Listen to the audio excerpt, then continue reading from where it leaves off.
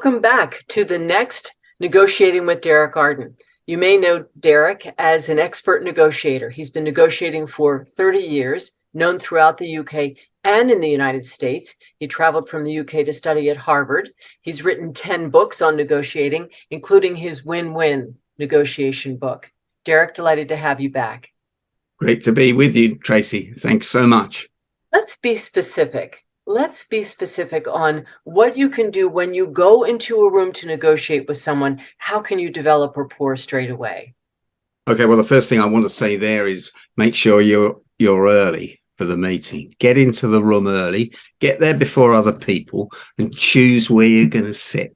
So try and sit at the head of the table so they have to come and sit sideways on. What you don't want to do at that point is to be sitting across the table, which 80% of people around the world do. And therefore, you've already got a barrier. You're already more than an arm's length apart, and you've already got that distance.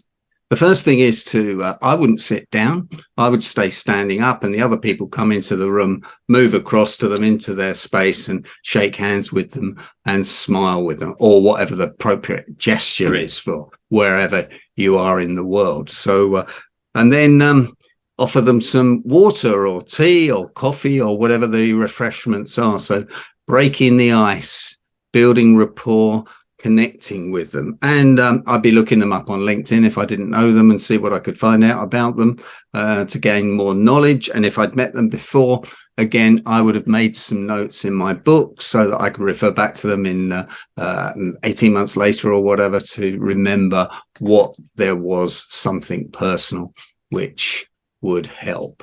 So therefore, spending that 5 minutes for every hour usually is what people think you might spend to build rapport.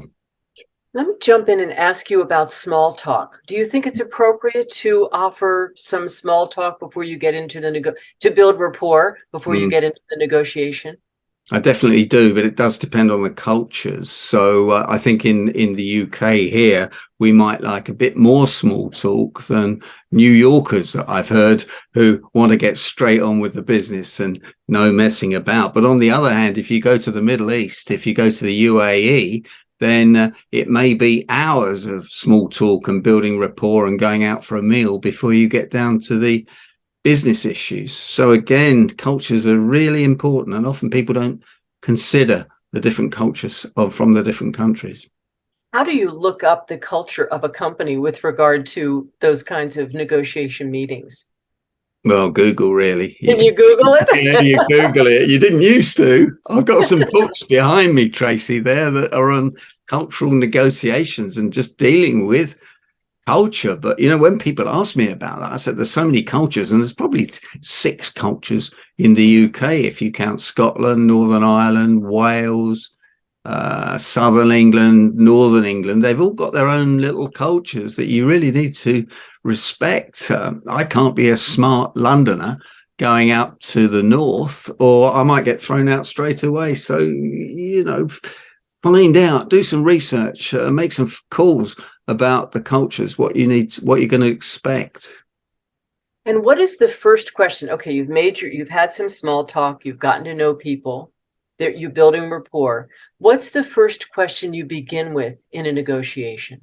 Well, it depends what the negotiation is, but let's say it's a difficult negotiation. I might say, how can we resolve this? Straight away? Yeah, well, if we've built the rapport, we built the rapport and we're going to get going, I'm just wondering, soften it with wondering. I'm just wondering how we can resolve this. I'm curious how we can resolve this. We would like a win-win, a win for us and a win for you, but we need to get over some issues before we can do that.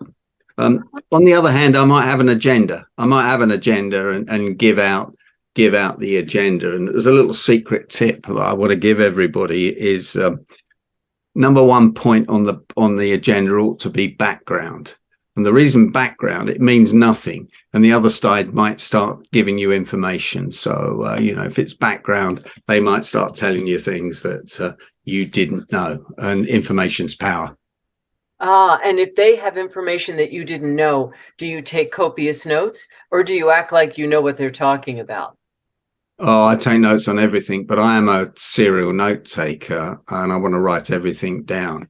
And no one can object to you taking notes. Or if they do, there's something funny going on anyway. And if there's something funny going on, you want to know about it at the earliest stage. So if they're playing silly games, then, like time, cutting the time down and putting you under pressure, then you need to understand those. And we'll cover that in one of the other sessions.